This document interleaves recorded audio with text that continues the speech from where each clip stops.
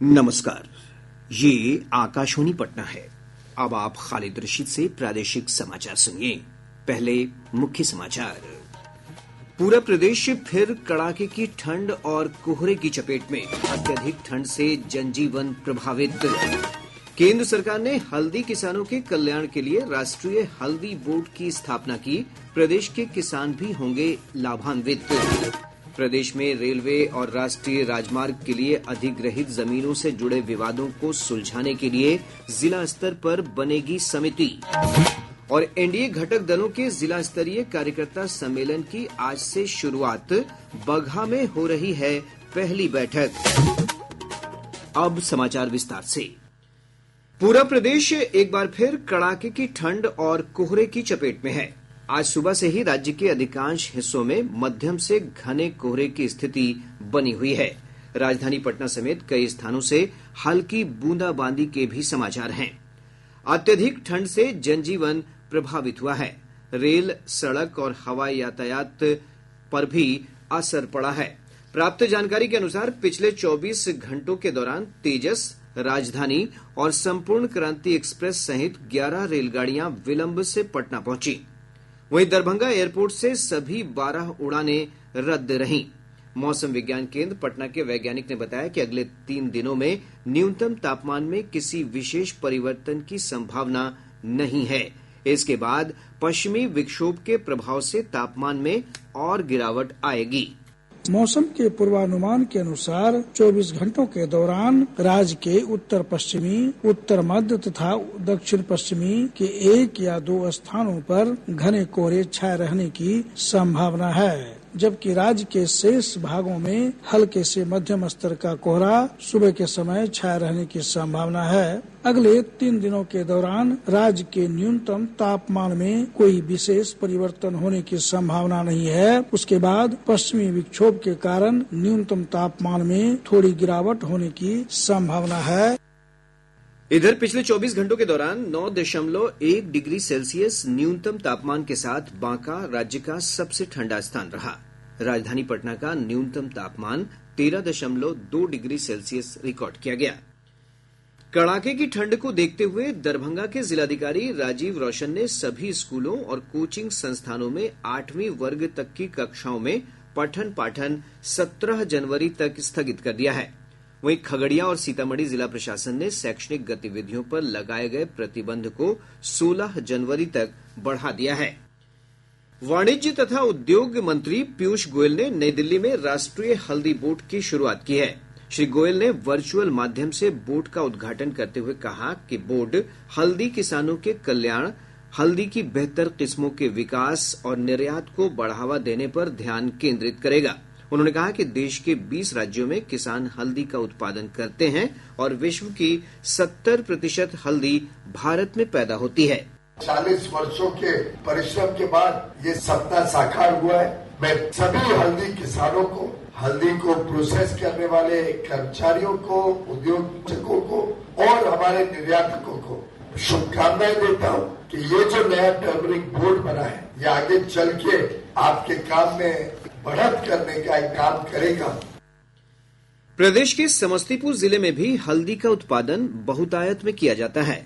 स्थानीय हल्दी उत्पादकों ने केंद्र सरकार की इस पहल का स्वागत किया है। रेलवे और राष्ट्रीय राजमार्ग के लिए अधिग्रहित जमीनों से जुड़े विवादों को सुलझाने के लिए जिला स्तर पर समिति बनेगी।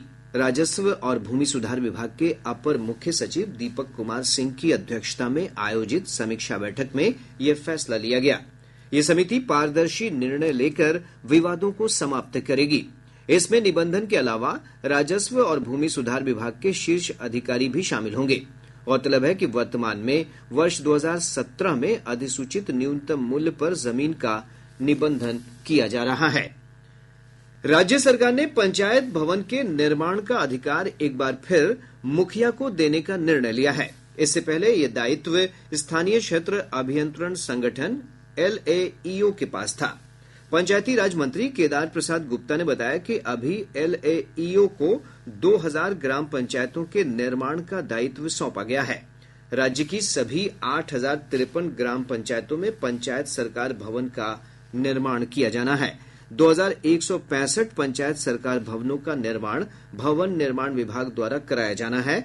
शेष 2453 पंचायत भवनों का निर्माण मुखिया कराएंगे। सहकारिता मंत्री डॉक्टर प्रेम कुमार ने कहा है कि सब्जी उत्पादक किसानों को उचित दाम दिलाने के लिए उन्हें बाजार उपलब्ध कराया जाएगा। वेजफेड की समीक्षा के दौरान उन्होंने ये बात कही है। मंत्री ने कहा कि राज्य में लगभग 150 विपणन केंद्र खोले जाने की योजना पर कार्य चल रहा है। उन्होंने कहा कि सुधा डेयरी के स्टॉल पर सब्जी के आउटलेट की व्यवस्था करने का प्रयास भी किया जा रहा है। एनडीए घटक दलों के जिला स्तरीय कार्यकर्ता सम्मेलन की आज पश्चिम चंपारण जिले के बगहा से शुरुआत हो रही है। जदयू प्रदेश कार्यालय में आयोजित संवाददाता सम्मेलन में सभी 5 घटक दलों के प्रदेश अध्यक्षों ने कहा कि मिशन 2025 में 225 सीट जीतने का अभियान शुरू हो रहा है। इसके तहत पहले चरण में बगहा, बेतिया, मोतिहारी, सीतामढ़ी और शिवहर में एनडीए का जिला स्तरीय कार्यकर्ता सम्मेलन होना है। इस सम्मेलन के दूसरे चरण की शुरुआत 27 जनवरी से भोजपुर जिले से होगी। बिहार पुलिस में 4361 पदों पर चालक सिपाही बहाल किए जाएंगे।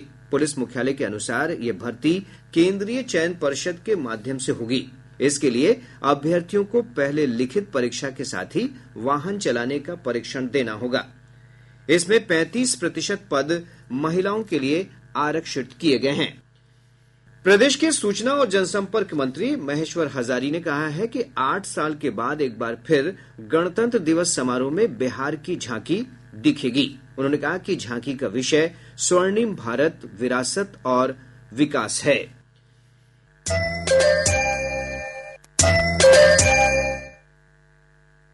प्रादेशिक समाचार आप आकाशवाणी पटना से सुन रहे हैं। ताजा समाचारों के लिए आप हमारे एक्स हैंडल AIR News _ पर जा सकते हैं। प्रयागराज में दिव्य महाकुंभ का पावन स्नान पूरी आस्था और उल्लास के साथ जारी है। कल मकर संक्रांति के अमृत स्नान के अवसर पर 3.5 करोड़ से अधिक लोगों ने त्रिवेणी संगम में डुबकी लगाई। हमारे संवाददाता ने बताया कि इलेक्ट्रॉनिकी और सूचना प्रौद्योगिकी मंत्रालय ने भाषिणी के सहयोग से महाकुंभ में बहुभाषाई सुगमता का तकनीकी प्रबंध किया है। एक रिपोर्ट।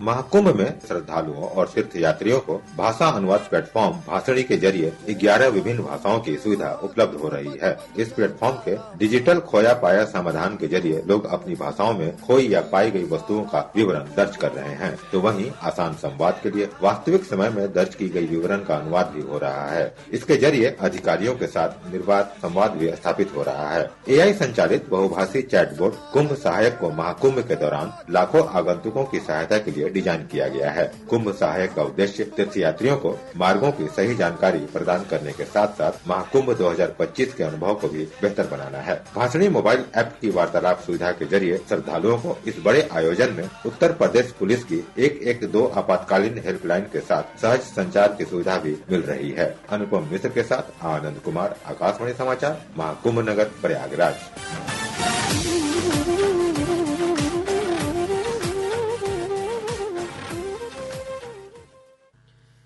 विधान परिषद चुनाव के लिए जदयू प्रत्याशी ललन प्रसाद का नामांकन वैध पाया गया है।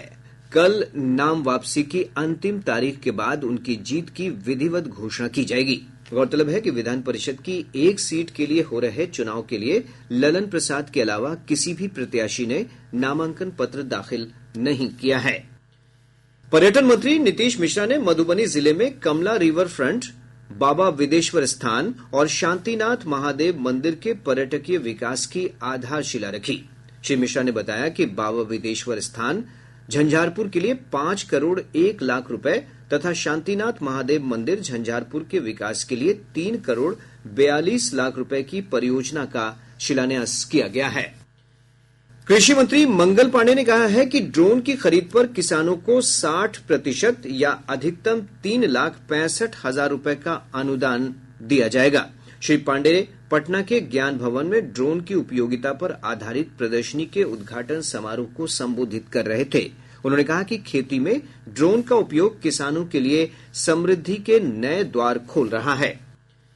प्रदेश में मलेरिया के प्रकोप को जानने के लिए Indian council of medical research ICMR की ओर से सर्वे किया जा रहा है। ये सर्वे राजेंद्र मेमोरियल इंस्टीट्यूट RMRI की देखरेख में किया जा रहा है। इसके लिए पटना और मुजफ्फरपुर का चयन किया गया है। RMRI के निदेशक डॉक्टर कृष्णा पांडे ने बताया कि यह सर्वेक्षण 1 साल तक चलेगा। इससे मलेरिया के प्रसार को रोकने में मदद मिलेगी। उन्होंने कहा कि जिन स्थानों पर राज्य के अलावा दूसरे प्रदेशों से भी मजदूर काम करने के लिए आते हैं, उन स्थानों का चयन सर्वे के लिए किया गया है। रेलवे ने आज से 31 मार्च तक मोकामा और बख्तियारपुर के बीच विशेष एक्सप्रेस ट्रेन के परिचालन का निर्णय लिया है। यह ट्रेन मोकामा से रात के 12:20 पर रवाना होगी और 1:30 पर बख्तियारपुर पहुंचेगी। इधर जम्मू तवी स्टेशन का पुनर्विकास कार्य होने के कारण रेलवे ने पटना और जम्मू तवी के बीच चलने वाली अर्चना एक्सप्रेस को 18 जनवरी से 4 मार्च तक के लिए रद्द कर दिया है। पटना जिले के गर्दनीबाग थाना क्षेत्र के एक व्यवसायी से साइबर अपराधियों ने 1,38,00,000 रुपए ठग लिए। वहीं इसी जिले की कंकड़बाग और जक्कनपुर थाना क्षेत्र की पुलिस ने शराब के साथ 3 लोगों को गिरफ्तार किया है। मधुबनी जिले के ललमनिया थाना क्षेत्र के घुरमोहना गांव में पुलिस ने लगभग 5 लाख रुपए मूल्य की नशीली दवाओं के साथ एक व्यक्ति को गिरफ्तार कर लिया। पटना जिले की पुलिस ने रोहतास जिले के चेनारी थाना क्षेत्र से 4 लाख रुपए मूल्य के अवैध लॉटरी टिकट के साथ 4 लोगों को गिरफ्तार किया है। अब पटना से प्रकाशित प्रमुख समाचार पत्रों की सुर्खियां। आज के सभी समाचार पत्रों ने अलग अलग खबरों को प्रमुखता से प्रकाशित किया है। हिन्दुस्तान ने केंद्रीय रक्षा मंत्री राजनाथ सिंह के हवाले से लिखा है, जम्मू कश्मीर POK के बगैर अधूरा। दैनिक जागरण की बड़ी खबर है, औद्योगिक क्षेत्र के लिए अधिग्रहण की जाने वाली जमीन की दर नए सिरे से तय होगी। दैनिक भास्कर ने लिखा है, 10,470 शिक्षकों का तबादला खुद करेंगे अपर मुख्य सचिव सिद्धार्थ। हर माह 5 से 8 दिन के बीच लिस्ट जारी होगी। प्रभात खबर ने मंत्री संतोष से लॉरेंस के नाम पर मांगी 30 लाख रुपए की रंगदारी को बड़ी खबर बनाया है। और अब अंत में मुख्य समाचार एक बार फिर। पूरा प्रदेश फिर कड़ाके की ठंड और कोहरे की चपेट में। अत्यधिक ठंड से जनजीवन प्रभावित। केंद्र सरकार ने हल्दी किसानों के कल्याण के लिए राष्ट्रीय हल्दी बोर्ड की स्थापना की। प्रदेश के किसान भी होंगे लाभान्वित। प्रदेश में रेलवे और राष्ट्रीय राजमार्ग के लिए अधिग्रहित जमीनों से जुड़े विवादों को सुलझाने के लिए जिला स्तर पर बनेगी समिति। और एनडीए घटक दलों के जिला स्तरीय कार्यकर्ता सम्मेलन की आज से शुरुआत। बगहा में हो रही है पहली बैठक। इसके साथ ही आकाशवाणी पटना से प्रसारित प्रादेशिक समाचार का ये अंक समाप्त हुआ। आकाशवाणी पटना से अगला समाचार बुलेटिन दोपहर बाद 3:10 पर प्रसारित किया जाएगा।